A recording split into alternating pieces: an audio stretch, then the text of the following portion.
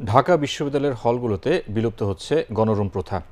প্রথম বর্ষ থেকে শিক্ষার্থীদের জন্য বরাদ্দ করা হবে নির্দিষ্ট সিট, সেখানে থাকবেন তারা। গণরুম প্রথা বাতিল হওয়ায় স্বস্তি প্রকাশ করেছে বিশ্ববিদ্যালয় পড়ুয়ারা।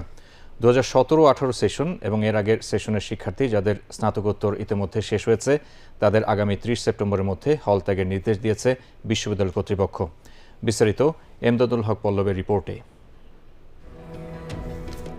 বিশ্ববিদ্যালয়ের আবাসিক হলে দীর্ঘদিন থেকে জেঁকে বসেছিল গণরুম প্রথা। শিক্ষার্থীদের কাছে গণরুম তাই অনেকটাই আতঙ্কের নাম। বিশ্ববিদ্যালয়ের প্রথম বর্ষের শিক্ষার্থীরা সাধারণত আবাসিক হলে সিট বরাদ্দ পেত না।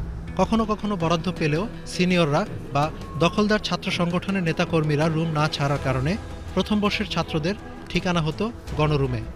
কেমন ছিল গণরুমে থাকার অভিজ্ঞতা জানালেন ঢাকা বিশ্ববিদ্যালয়ের শহীদ সার্জেন্ট জহিরুল হক হলের একজন শিক্ষার্থী। গণরুম নিয়ে